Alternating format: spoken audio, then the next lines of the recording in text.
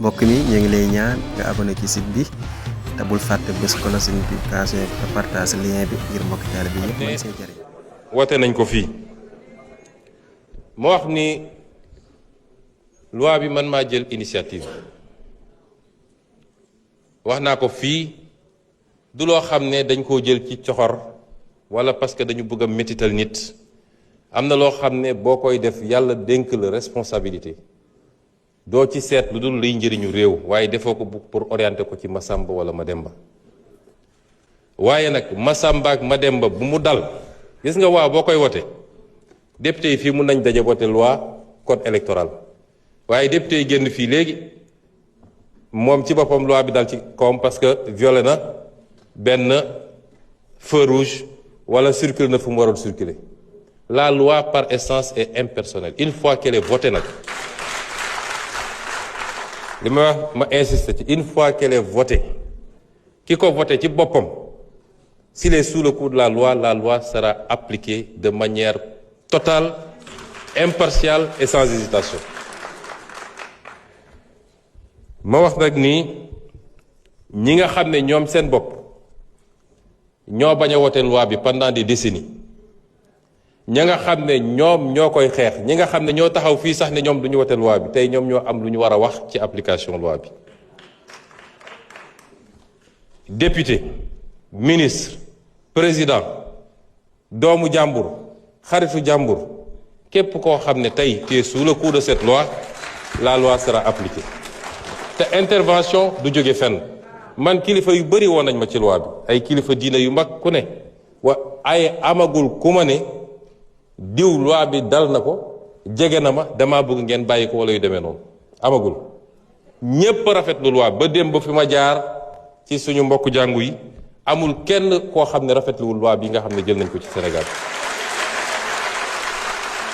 li loi bi di wund nag mooy wala li développement yi am mooy lii du guléet fii de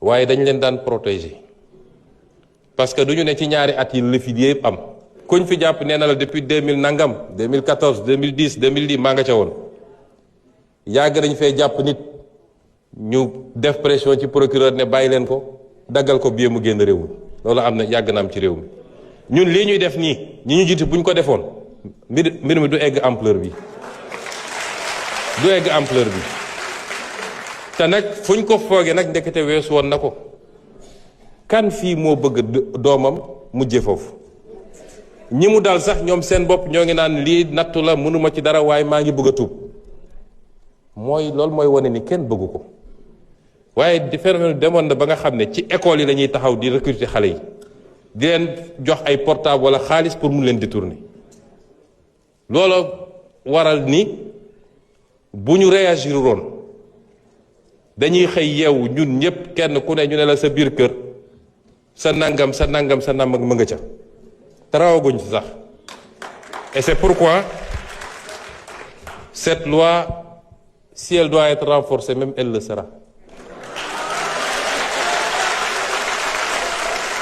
et nous insistons man nag duma justice du man may appliquer waaye la justice doit veiller à l'application totale, intégrale, impartiale et parfaite de cette loi parce qu'il y va des intérêts supérieurs de cette nation. Et j'ai entendu beaucoup de gesticulations dans des pays étrangers, particulièrement la France. S'ils ont opté pour ces pratiques que je ne veux même pas nommer, c'est leur problème, mais nous n'avons pas de leçon à recevoir d'eux. Absolument pas de leçon. Aucune leçon. S'il y a intolérance, on doit le chercher dans ces pays. Ou pas plus tard qu'il y a 4 jours, une avocate a été attaquée parce qu'elle s'est fait interviewer avec un foulard sur la tête. C'est ça l'intolérance. C'est ces pays-là qui sont intolérants. Nous n'avons pas de leçon de recevoir de personne. Le peuple sénégalais souverain, dans sa totalité, je ne dis même pas dans sa majorité, ne veut pas de ces pratiques ici au Sénégal. barki dem dama doon waxtaan ak un de mes ministres mu ne ma oui l'objectif c'est de casser la chaîne de transmission du VIH ma ne ko non l'objectif n'est pas de casser la chaîne de transmission c'est un des objectifs sous-jacents Mais l'objectif principal, c'est de mettre un terme à la prolifération du phénomène. Ça, l'objectif principal. Kon loolu jàpp naa ni am nañu satisfaction pour le moment ci application de la loi. Et nous insistons. Parce que nag bëri na luñ ciy wax. Fii, il ne sera pas question de cacher les gros poissons. Les gros poissons. Parce que ñoo wasaare affaire bi en réalité. Les gros poissons. Ñi nga xam ne yor nañ seeni milliards yor xaalis mën a détourner facilement ay jeunes. Nous insistons pour que les choses aillent à leur terme, pour que le pays soit débarrassé de ces pratiques dont nous ne voulons pas. Et le message que je voudrais lancer pour conclure sur ce chapitre. Gis nga dañu am une sorte de tyrannie. Société àdduna bi, nous sommes peut-être 8 milliards d'êtres humains. 80% ou plus bëgguñu lii. Soo demee pays asiatiques yi bëgguñu ko. Benn pays asiatique du le critiquer parce que tu as fait ça. Aucun pays asiatique ne nous critiquera, ni la Chine, ni le Japon, ni la Corée, ni je ne sais quel autre pays ne critiquera le Sénégal ou aucun autre pays parce qu'il a légiféré sur cette question. Aucun pays arabe ne nous critiquera. Aucun pays africain ne nous critiquera. Mais il y a un petit noyau qui s'appelle l'Occident. Qui s'appelle l'Occident. Et au sein duquel d'ailleurs le débat n'est pas tranché parce qu'il y en a beaucoup en Occident qui n'en veulent pas. Et selon les pays, les proportions varient. Donc il y a moins de 5 ou 10% de la population mondiale, parce qu'ils ont les moyens, parce qu'ils maîtrisent les médias, qui veulent imposer leur dictat, leur culture, leur civilisation. D'ailleurs, on n'osera pas parler de civilisation avec cette affaire-là, parce que ce n'est pas de la civilisation, et qui veulent aujourd'hui l'imposer au reste du monde. Au nom de quoi?